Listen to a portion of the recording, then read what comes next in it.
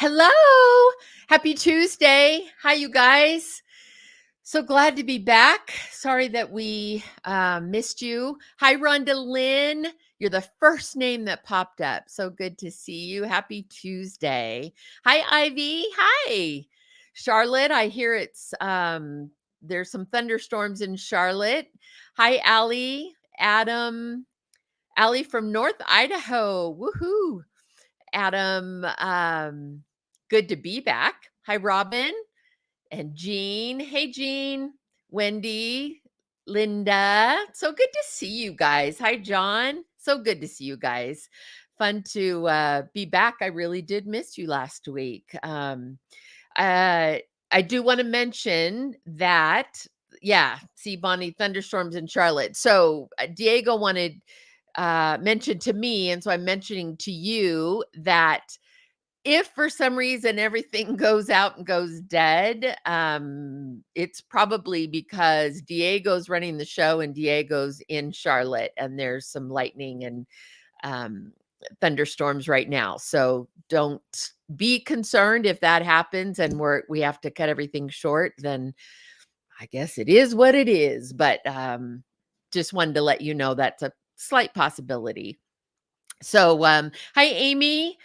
Good to see you and Carolyn. Greetings from Virginia. Fantabulous. I use that word all the time. Fantabulous. I have another person, Sean, who uses that word. I'm leaving if Diego can't draw. Jared. Jared, you're such a diva. I love it. So who did I miss? Laura Ann. Hi. Good to see you. So glad you guys are here. And tonight is we're back to answering your questions. So if you have some that you've asked in weeks past and we didn't get to them, or you've thought of since or recently, make sure you put them in the comments and we'll just start off and jumping right into them. I love it. Diego says, Jared Hernandez, just call me Storm. I want to see what the superhero outfit looks like. Diego as Storm. Hair's all, in the wind, waving in the wind. I love it. Hey, y'all. He's getting ready for Nashville. Hi, Carolyn from Seattle. Rhonda, it's so true. I really find I like weather. I just like weather. Now, extreme weather is, not great. I don't want to be freezing or flooded or some of the extreme things that people have had to go through and some are going through recently, but I do like a good storm or just wind that kind of blows. We've been having a lot of smoke, so kind of blows the smoke out. So, yeah, I just like weather. Southern California just didn't have a lot of weather. Kind of was the same most days. So, I'm with you. Hi, Colin. So good to see you. We had a good coaching session last week with Colin, so that was wonderful. I was happy to have that time. Yeah, Lorianne, you haven't been here. I'm so glad that you're able to make it. Linda, we lost you quickly. That storm was in Central Florida not 3 hours ago. Wow. Colin, I'm glad that you enjoyed the time as well. John, if you guys remember, John was our customs agent or border agent in Unsung Hero, and he's making fun of the line when Lucas Black is in the church, and they asked if he was from England, and then Lucas Black says, "I sure wish I had an accent." So funny.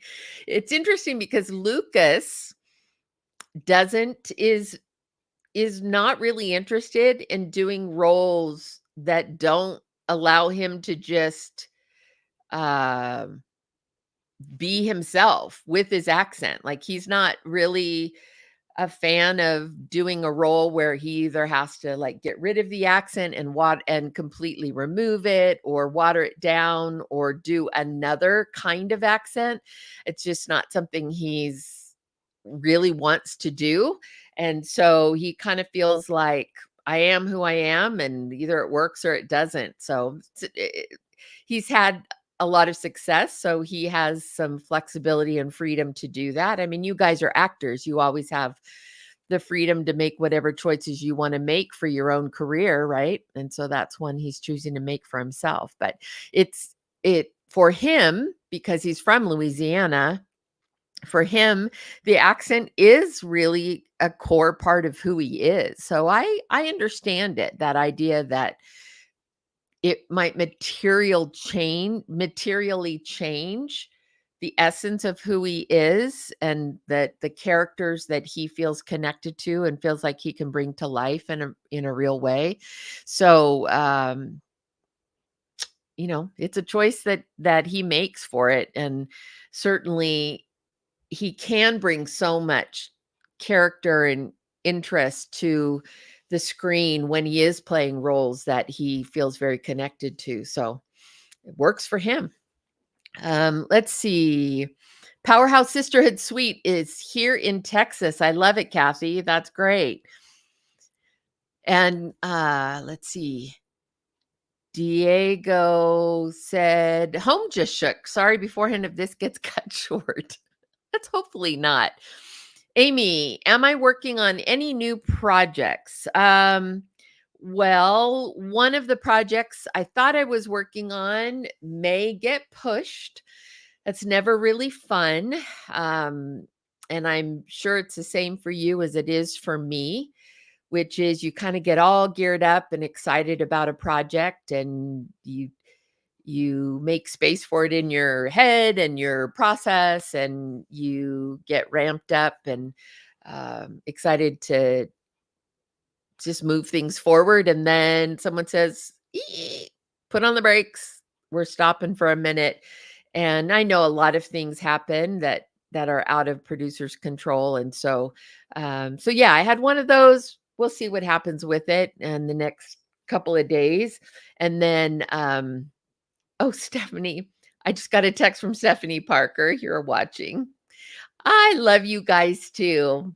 So yeah, so one of those projects looks like it might be getting pushed to spring, and that's okay because that just means there's something else I'm supposed to be doing in this time. But we are still gearing up and getting ready to put the breakdown out for season 2 of Blue Ridge. So that right now, that is what we're working on. And I believe that probably beginning of next week, breakdown should be out on that. So keep your eyes posted. And when I do Blue Ridge, I work with Mitzi Corrigan's office out of Charlotte, because Blue Ridge shoots in the Charlotte area. And so what will happen is she'll put out the breakdown for the Southeast, and she releases just to agents and managers. So Actors Access, you won't see a breakdown from Mitzi in the Southeast. When I put my breakdown out, I will release to Actors Access, and I believe I'll be able to do it in the Southeast region. So you'll probably be looking for a breakdown from me. So Valerie, are there any children's or teen roles? No, not so far, but we're just looking at the first 4 episodes. We're doing kind of a split production. So, but for these first 4, unfortunately, no, I don't. There aren't any new younger roles. So sorry this time around, but you never know. New projects come up all the time. And I'm sure there's other things that'll get gearing now that all the strikes are over. Everybody's negotiated their terms and their contracts, and all of the unions are ready to play ball, and we can all move forward. And yeah, we can just get through the election and whatever crazy turmoil that's going to bring. Um, it's such a strange election year. And we'll all be in good shape. So let's see. Jared, what have you heard or seen on your end with AI advances lately? Interesting. If you guys remember a few weeks ago, we talked to, or in the chat was Brian Jagger, who is the owner creator of Casting Calls America, which includes faith-based casting. And but he is heavily involved in AI and very familiar with that technology. So I was actually just today thinking I need to get him on the calendar so he can come and enlighten all of us about the AI world and where the advances are coming. What are the things that should be on your radar as far as areas that you'll want to make sure you're keeping an eye on, or areas you'll want to pay special attention to, and then maybe other areas that might actually be a benefit to you in the AI world, and how to use it in a way that may be helpful to you, or not be so apprehensive about the technology in general, but maybe he can help us all sort of understand the benefits and the challenges both of the technology and how we use it where we can, and then we are cautious in the areas that we should be kind of keeping our eye on. So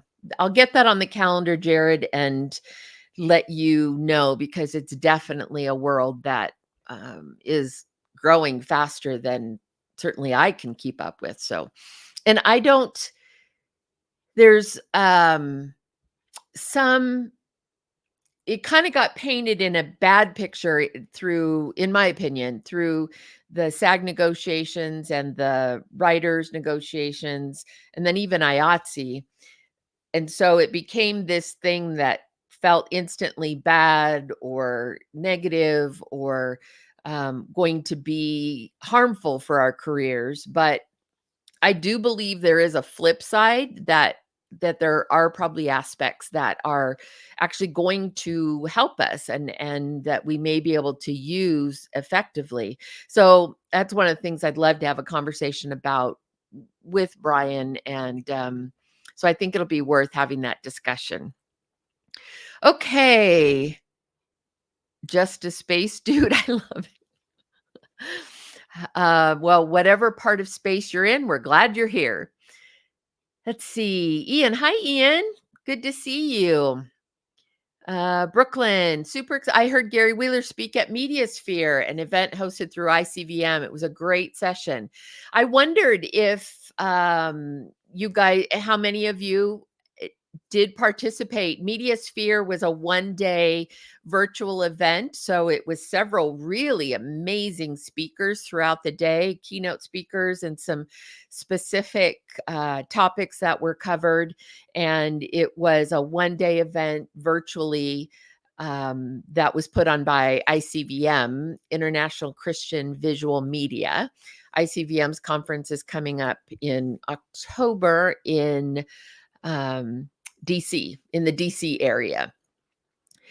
But I wondered, so Venus, you did Mediasphere as well. I'm glad it went well.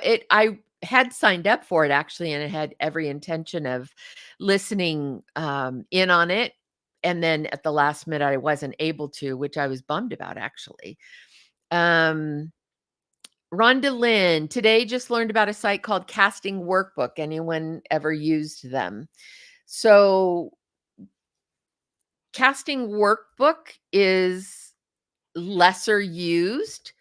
And oh gosh, a lot of you, Bianca, Rhonda, you guys were also attended Mediasphere. Let me know, you guys, what you got out of it, or anything you might have heard, or a speaker that was especially helpful to you in, or some little tidbit of wisdom they might have given you. Put it in the comments. I'd love to hear that. But Casting Workbook. So Casting Workbook is not used as widely as most of the other sites, and it's international. Let's see, I'm going to pull and see. I'm looking it up, by the way. It's been a long time since I've used, let's see. Yeah, since I've used Casting Workbook, and quite honestly, I don't know that it's the number one go-to for most of the casting directors, although I think some are posting on there as a supplement as well. Maybe it's more legit stage theater as opposed to TV film, but it is a real service. It is a good service. I just don't know as how widely it's used. So if any of you guys are on Casting Workbook, chime in and let us know. I haven't used it in a long time. I used it years ago, but I haven't used it in a long time since. So Jared says, I sat in on this AI summit and it was really eye-opening. You can watch videos here. Oh, Digital Hollywood. Digital Hollywood's a great, they always have really, really good event each year. Usually, I think one day, maybe 2 days, but I've gone before. Keep that on your radar, you guys, and look at Jared's comment. You'll see the link to the Digital Hollywood, the page he's specifically talking about, but Digital Hollywood is really talking about all areas of Digital Hollywood, whether it's, post-production, whether it's digital technology within the traditional filmmaking format, AI, gaming, video games, all of that. It's the digital side of the filmmaking world or content creation world. So it's another great resource that I would tell you to sort of keep your eye on or get on the mailing list for. It can be very interesting and informative, especially because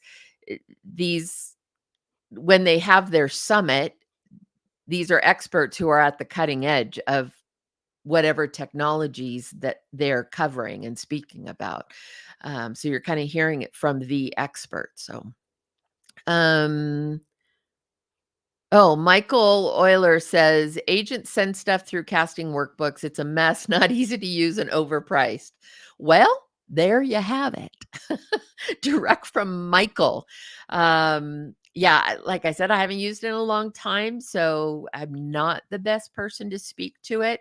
I don't know if any of the rest of you have experience, but it sounds like Michael's experience was not great. And it's the fact that it's not kind of the top 1 or 2 go-to platforms would tell me that it's probably not the most efficient or best, and I don't remember it being the easiest to use either, but I really need to revisit it to be able to speak with a little more specificity about it. Okay, Charlie Johnson, CW, Charlie Johnson Jr. If an actor is training from a major acting school or studio, should they leave that on their resume even as they continue to get new training to stand out to casting directors and producers? And just by the way, I always default to the term casting director because there's agents and there's casting directors. There's oftentimes confusion between the term casting agent. So my default is always just casting directors and producers. But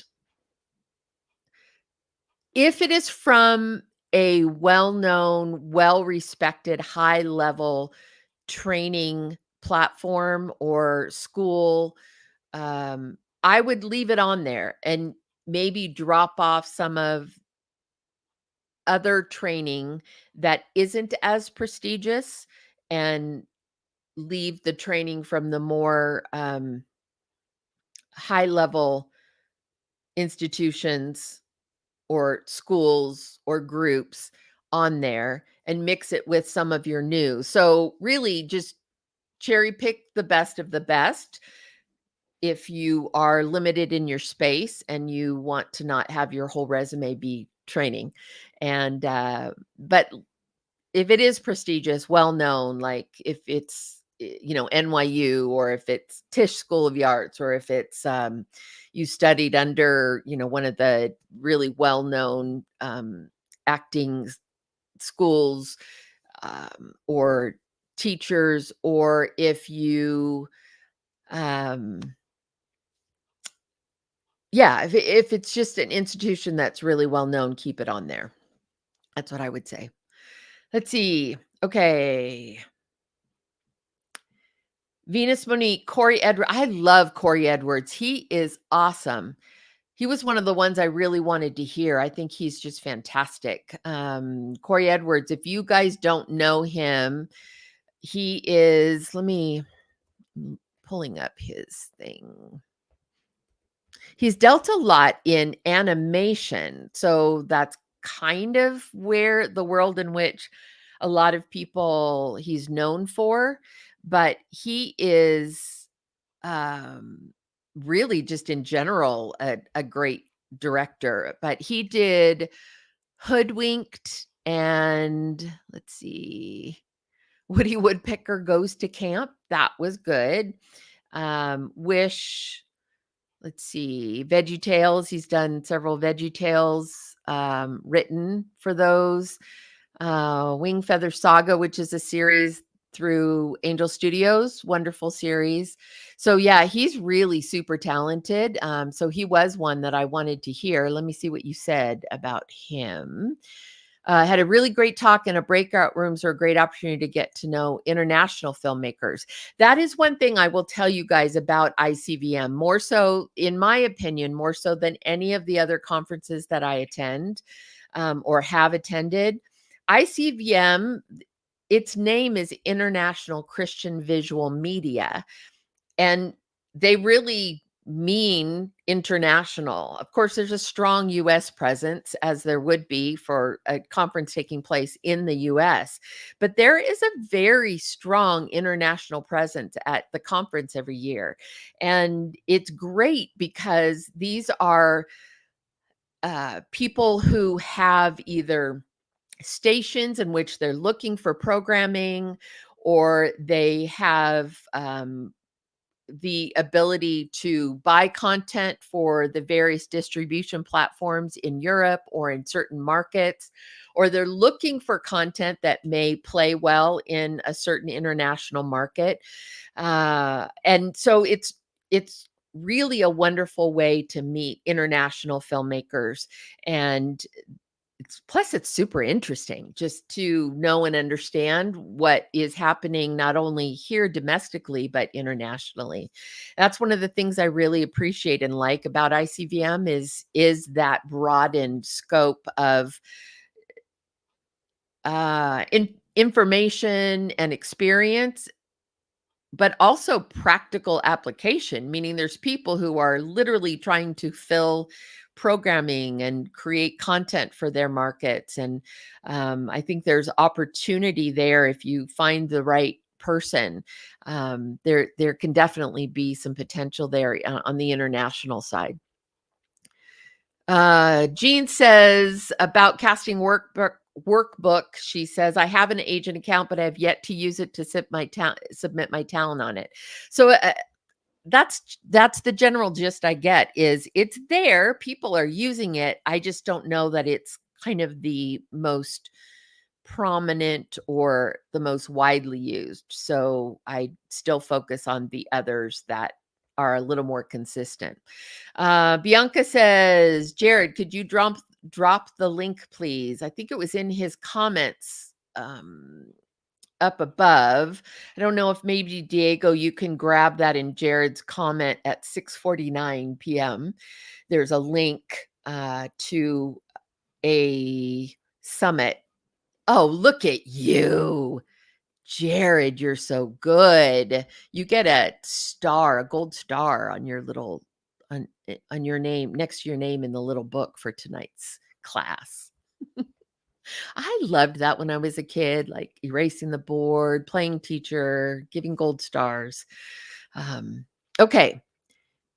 Rondalyn, I agree with Kelly. The Wonder Project was very good. That was another one I was super interested in hearing from because that's the new venture with John Irwin. So, Andy Irwin and Kevin Downs are continuing with Kingdom Story, but John Irwin has a different partner, a new partner, and they're pursuing the Wonder Project. And I wanted to hear more about that. I don't see Kelly's initial comment that you are mentioning, but yeah, that was one of the ones I wanted to hear from as well. Allie Gibbs says the Wing Feather Saga is amazing. They're doing such a great job on the show. I agree. I think it's beautiful. Yay, Brooklyn's a member of ICVM. That's great. Yeah, if you join ICVM as a member, then there is a discount on the conferences and you get access to resources throughout the year that are very helpful as well. Let's see. Kelly's very intentional and wise. Loved her session on Mediasphere. Yes. So Kelly from Wonder Project. Okay. Now I'm putting the pieces together. I'm with you. I'm following the flow of comments. Okay. Valerie. I finally found a faith-based project for one of my kids to submit to, and I did. I did not, however, mention anything about our faith in the notes because I didn't know the protocol in that instance. Would that have been okay to put on there? It's too late for that now, so this is more for the future. So, Valerie, what I tend to say is you, rather than just making a note that just says, like, we're Christians or something that's sort of that just cut and dry, you could say this kind of content is exactly what we want to do, or we love this content is where our heart really is. This is the kind of content that we want to be a part of.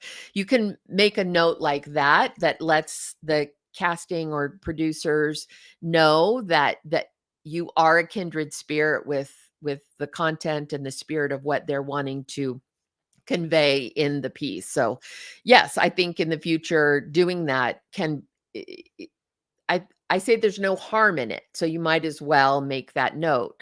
Again, in a way that's more of like, hey, we like this, we like what you're doing. It's consistent with where our heart is. And so we'd love to be a part of it. Let's see. Jared, when in the casting process do you look at resumes versus reels? I would say the order is headshot and reels, and sometimes those go hand in hand, and then resumes. A reel allows me to understand the most about you because someone can have a whole page full of credits and still not be a great actor. Maybe those were small roles or in films that weren't great quality. So the resume for me, and again, I'm just speaking for me, other casting directors may feel differently or have a different process. But for me, the most informative thing is clips and a reel and movement so I can see you and hear you and get a sense of how you are in a three-dimensional aspect. Resume becomes important when we want to understand more about things like your training and education, special skills.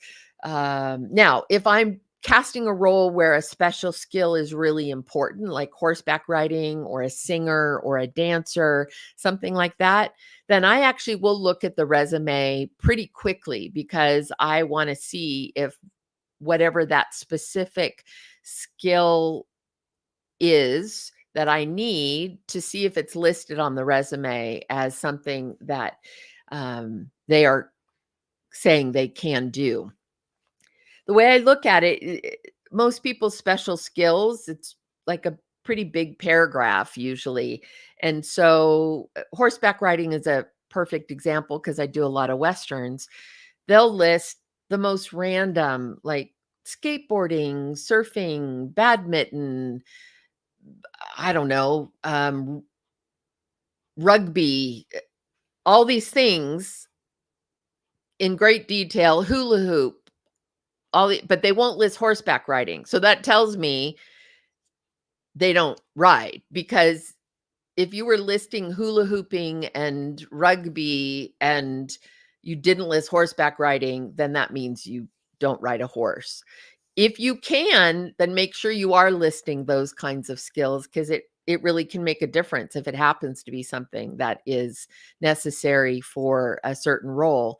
But we've talked about this before. Don't lie, don't fib, don't, especially with something as important as a physical skill, because it can be very dangerous. If you say you can do something and then you get to set and you actually can't, and you end up being a safety hazard because you're on a horse and you really shouldn't be, or you don't know how to control the horse, or you said you are an expert inline skater and you can barely stand on them when you're actually there, that becomes a hazard. So not only is it not great because you can't do what they need you to do, you actually become a hindrance because you're creating a problem for production. So be honest about those things.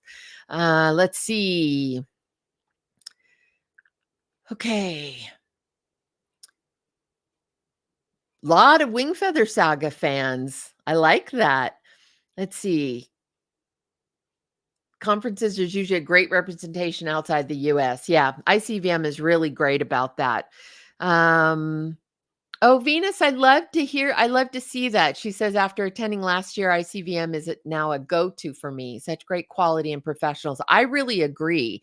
Really high level professionals, high level content creators, high level producers, legit platforms in which they're seeking content, people who are really making good products and good content, know what they're talking about. And I find a lot of community with ICVM as well. And I think they're really great about building in some good networking time to where you have opportunity to meet up with people or grab coffee or sit in the lobby of, wherever the event's taking place and chat. I see a lot of that going on there as well. Bianca says, yes, I actually got to visit a German filmmaker friend I met at ICVM this year in Germany. Oh, that's cool. That's very cool. So when you went to Germany, you got to meet up with that person. I love that. That's wonderful. Talk about building a community. You're building a community all over the place. That's wonderful. Let's see. XC Depp. I love it. Randomly found your channel in my YouTube recommendations just now. Well, we are so glad. I'm glad you are here. We're just having a conversation about all things acting, the world of acting, the business side, and answering questions. So if you have a question, any of you guys keep asking them. I'm going down. Let's see. Billy, you're here. It's been 3 months. I'm glad you're being I'm glad you're here. Let's see. Gold stars. I love it. Yes, I give you lots of gold stars tonight, Jared. Let's see. Yeah, so Valerie, your instinct was right. Go ahead and put a note. But in a very kind, complimentary way to what they're doing, as opposed to sometime, just in a very complimentary way, saying, we like this content. This reflects our heart and the things we want to do. Who would think negatively about that? Let's see. Emily, can I put all my online courses on my resume, or do they have to be big notable classes like masterclass and the like? No, they don't have to. I would be, when you think of your resume, you don't want it to be too weighted towards the the class and then not have any like actual credits or theater, film, TV, any of that. So at some point, I would limit what you list or how many you list. If it gets too full and it's too much, then it kind of just can become some white noise if you're listing absolutely everything you've done, including every online course you've ever done. But online courses and studying with someone online, or like I'm coaching actors, the coaching sessions, you absolutely can list those and include those. And then, as was earlier mentioned, as you get more and you need to start thinning it out because it's just taking up too much of the resume, then you pick and choose those ones. Maybe you keep the ones that were taken with maybe a casting director or a producer or someone who is a name that someone might know. It doesn't really have to be a huge name, versus something that might have been a little more kind of general maybe. But you have to just use your judgment about how you glean out some of them so that there aren't too many, because at that point it kind of just becomes, like I said, kind of white noise. Let's see. Don Cheatham, please, really. I love it, Don. Don says, yes, as an actress and a set medic, the set medic being the most important regarding her next comment. She says, please really know how to ride a horse. I've had that communicated to me by Gary Wheeler, because I've done a bunch of Westerns with Gary, and he's like, no, they really need to ride a horse. Not, oh yeah, I rode when I was like in 5th grade. I'm sure I can pick it up again. No, that doesn't mean ride a horse. Ride a horse means you have done it in at least some reasonable recent period of time that you feel comfortable to just go and get on a horse and there's no fear. And you actually could ride and gallop and do those things. So yes, be honest about those things, because then you won't have to go see Dawn, the set medic, when you fall off and get kicked off because you're driving the horse crazy. Let's see. Yes, Jared, thank you for clarifying that. International Christian Visual Media is ICVM. He's getting more gold stars. Yes, Emily, he's getting more gold stars. Let's see, Emily. Yeah, your class just is short. Great. Then yeah, list those classes. That's great. Jared, can you remind us what email we should use to sign up for workshopping with you? Diego, if Diego could list that, if he's not out fighting the storm and lightning, maybe he could list that up there. But it's on the Beverly Holloway Casting Facebook page or Instagram page, the link where you can sign up for a time slot. I don't actually know what that specific link is, but we'll post it on one of the social media pages and make sure it's there. It's so bad. I should know that. So Jared gets a gold star. I get no star because I don't know the link that I should be referring you to. Let's see. Jan, you're producing a faith-based comedy short. I love that. Like hearing cats. Herding cats, hearing cats, herding cats. Anyway, she's asking for prayers. So let's all keep Jan in mind. She's producing a faith-based comedy short. And I think she meant like herding cats, which I can totally relate to, but keep her in prayer and encourage her. Yay, Diego, you're awesome. Bev Holloway at ancomanagement.com. And that's where you can see what openings there are. I think we just had an opening come up, but and what the time slots are. And I look forward. Valerie says we have a session with you in the nearest future. One of the things I'd like for you to look at is my kids' website. Yeah. So if any of you are signing up for a session, as much as you can give me in advance as far as links or letting me know what your goals are for our time together, that will be helpful. But definitely links to your socials or to a website, um, anything that I need so that I can find the resources prior to our conversation, that would be great. Karen, shalom, everyone. Shalom. A little late, but I made it. I'm so glad you did. I saw some of your pictures. Karen, you've been traveling. Glad you're here. Let's see. Tina. Oh, you guys are so good. All of you get gold stars, everyone. You all get gold stars. Let's see. When you register for the coaching session, there's a form to fill out. Enter as much info as you like. And I do read it. Diego, awesome Diego, superstar hero man Diego, sends me the information at the beginning of each week. And so I can see who I'm going to be meeting with and any links that they've sent and the information and answer to the question, like, what would you like to cover? And so I look at that all in advance so that we can use our time as efficiently as possible. So let's see. Peggy, I'm so glad.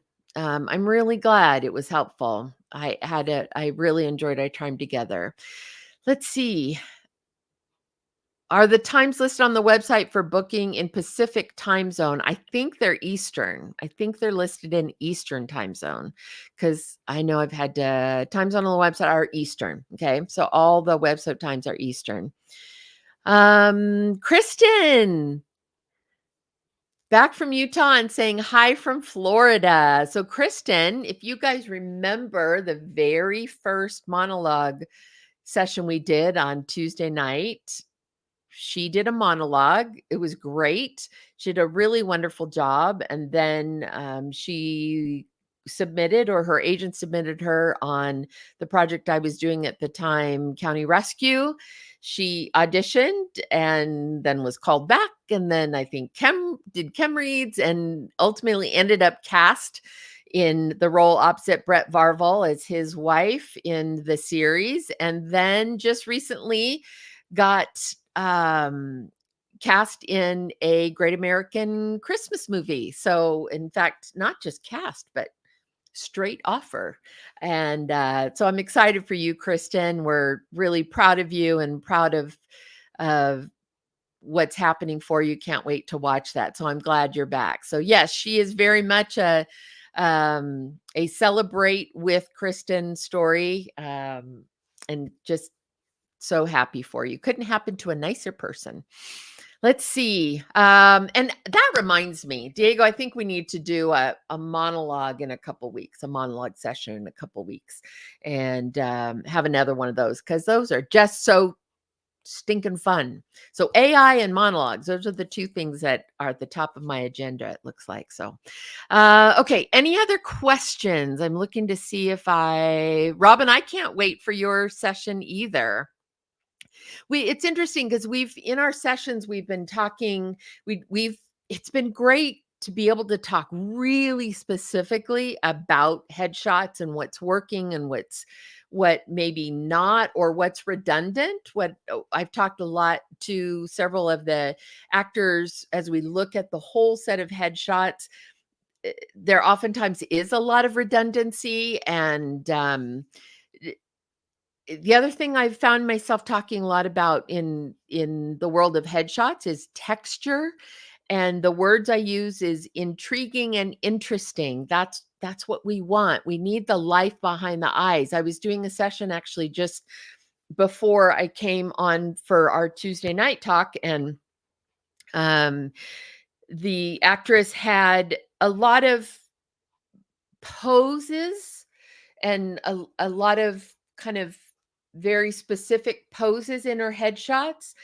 And what we talked more about is that it isn't as much about the physical poses, like, the hands crossed, or, your hand up here, or any of it. It's not so much about that as it is about what your eyes are communicating. So, yes, you can stand and look firm and in charge by doing a pose and a little raised eyebrow.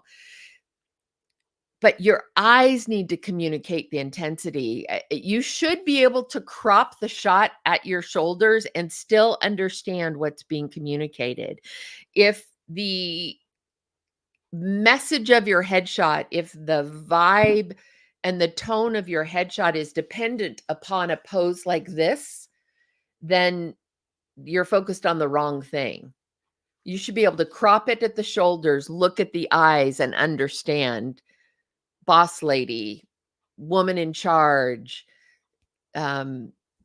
intense, intimidating, friendly, mischievous, any of those kinds of very interesting, more complex, layered sorts of characters and vibes.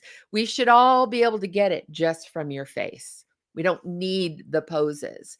So as I've showed you in the past and talked about in the past, especially at some of the workshops I've done where I've been able to visually show what we're looking down, what we look at as casting directors on the breakdown page is I have mine set to 100 a page. And so it's 4 across and 25 down. And I'm literally looking at a little headshot that's, about that tall across, 4 of them across, 4 of them across, 4 of them across, all the way down for 25 rows.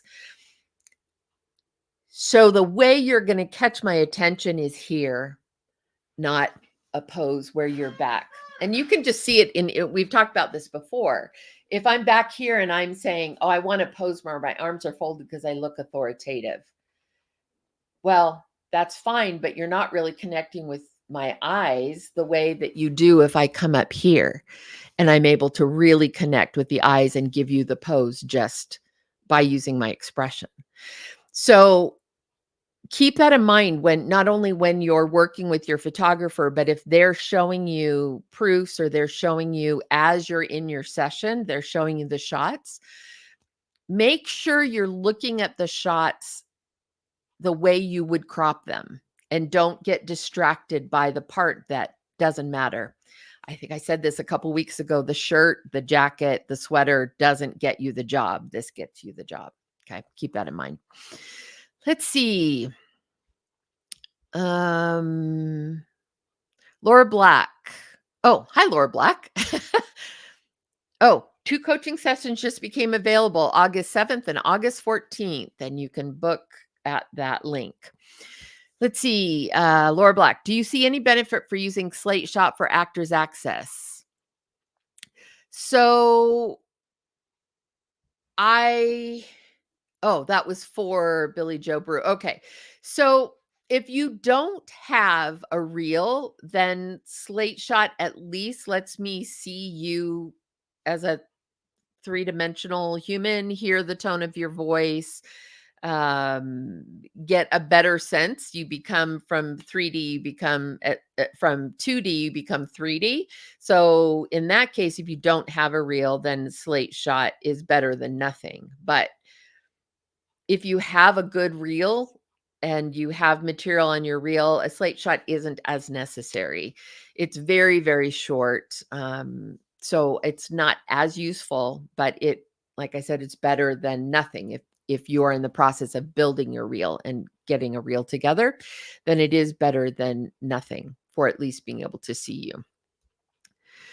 Do the CDs for Great American put out breakdowns on Actors Access? Or are they their own entity? So the way the casting is done, so Great American partners or contracts filmmakers to go and make their film. And those filmmakers hire their own team and their own crew, including their own casting directors. And then each of those films will do whatever their process is. So whatever that casting director typically does. I've mentioned before, a lot of casting directors don't post on Actors Access, depending on the project, because sometimes it's just way too many numbers and there's too many submissions when they open it up to Actors Access. So you can't be certain that you're seeing everything. In fact, I know you're not seeing everything on Actors Access that is in fact available. And so Great American, you're not going to see a specific posting from Great American in a breakdown. You may see a filmmaker who is making a film in partnership or a TV series in partnership with Great American Family, but they're producing it on their own, and Great American then will take that content and put it on their platform. So each piece of content is going to be created by a set of producer, director, that kind of thing. Let's see. Question about Reel from Monica. I don't have any recent scenes. Can I include clips of original monologues? I'm kind of a character actor who speaks 3 foreign languages, would like to show that. So,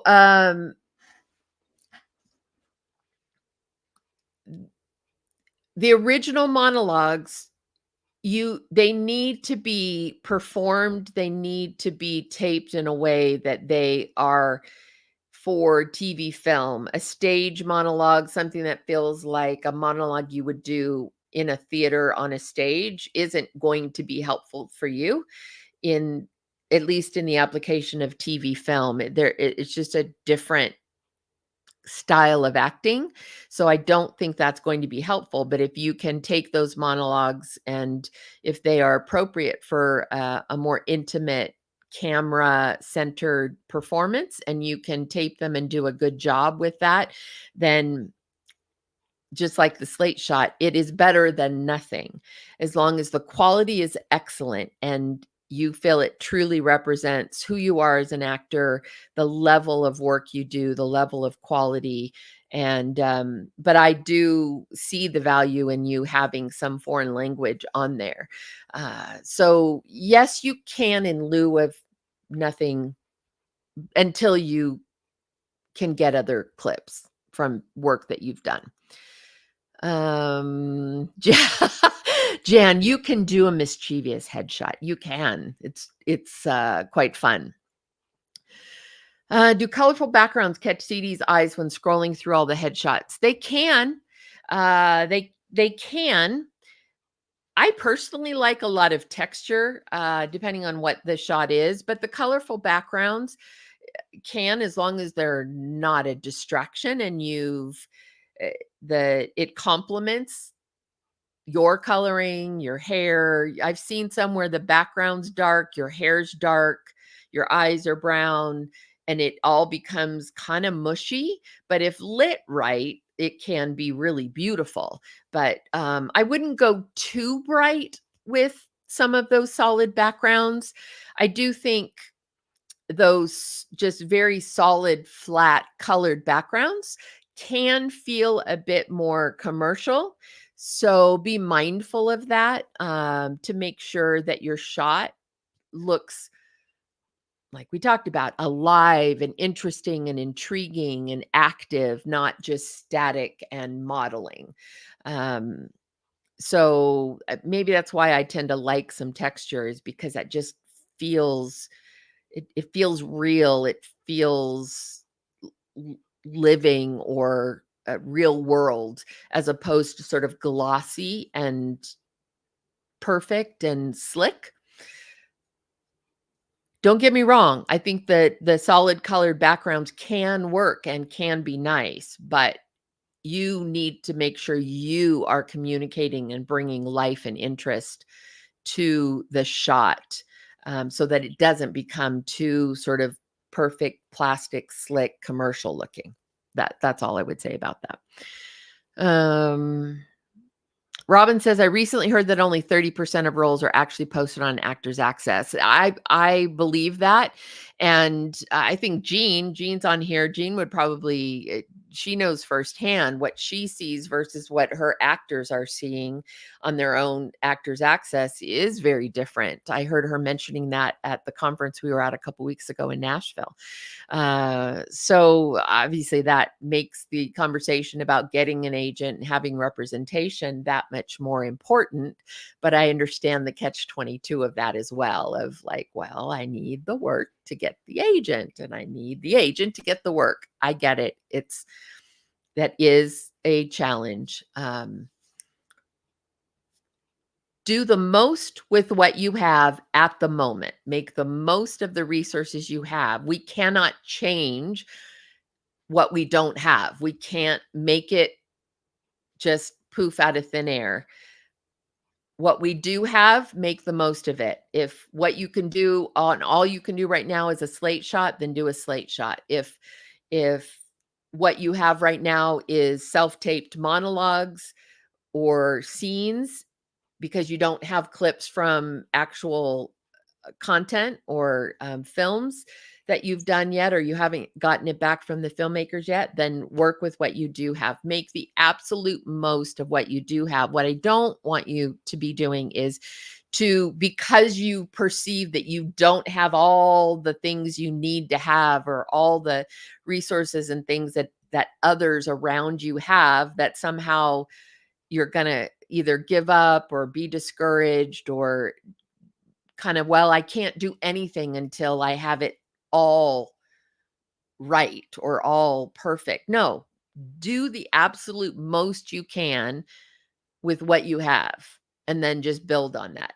On your resume, make the best of your resume. And then as you get more substantial credits or training, whatever the case may be, you drop off the ones that are less important. And you fill it with the slot. Same thing with your reel. You start with what you have, and then as you get more and more footage, you pull out the things that maybe aren't as strong for you, replace it with things that are better, and you're just constantly building and growing and using the resources you have in front of you. Let's see.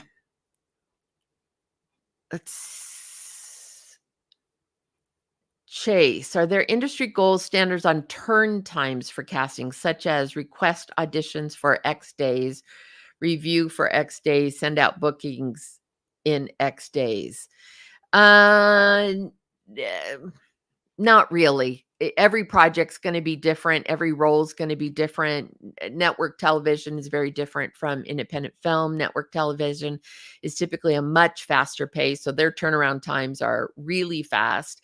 And typically they're going to give you SAG now. In the latest agreement, SAG did put into the new agreement stipulations about how much turnaround time you have to give actors for turning in a self-tape audition, and a limit on the number of pages that we can send out and request back. And so there are some parameters put in place now that are going to become industry standard as far as the turnaround time, which I believe it's 48 hours for a certain number of pages and 72 if it's longer, more pages. And like a lead role, we can send out more pages, but if it's not a lead, then we have to limit the pages a little more. I actually don't even have it memorized yet because it's just so new that we're all kind of absorbing all the new rates and new information.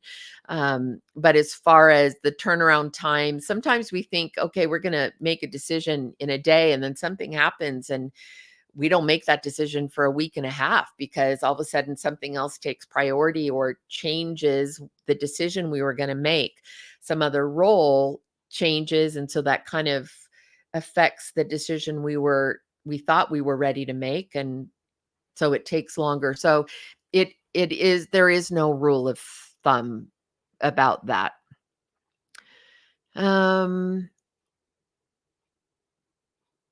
Let's see. Valerie, it was indicated to me that everything else goes directly to agents, and that was really to about 5 very large agencies. I do think, well, those sessions got booked. But this is these sessions that opened up. We had another one open up last week. So because we kind of had booking so far in advance, I think there are going to be times when people didn't think they'd have a conflict and then something has come up for them in an opening, and Diego is great about letting you guys know when there is an opening. So sorry, to go back to what you were saying, Valerie, about 5 agencies total. I don't, or Robin, you were saying that it goes out to all of the agencies in a region. Now, there are certain agencies that casting directors may favor because they work with those clients a lot, or they consistently provide great talent, and so you go there first just because you know you'll find great options, especially if you're on a time crunch. If you're in a time crunch, I'll be honest, we do tend to default to those agencies that we know we can rely on for good, professional, well-trained, skilled talent. If we don't have time to search and go through a lot of people, and we need to just really get some great choices very quickly, then we often will default at first to those agencies that we've learned to trust because they've given us great talent. But it's definitely more than 5, and a lot of that depends again on the budget levels. I'm working on budget levels that are more modest than like the the MC Universe or all the superhero stuff. And yes, they probably do default to the CAAs and the UTAs, because that's the kind of budget level that they're dealing with, and they're very high profile projects. But there are actually a lot of other agencies that I work with way more frequently. In fact, most other agencies that I work with way more frequently than those top 4 or 5. So I'd say that's generally true.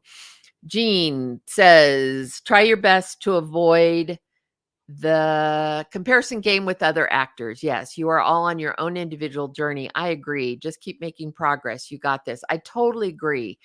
And your journey will be different from someone else's. And yes, you guys can share information and tips and tricks and things you've learned, but your journey will be unique, for sure.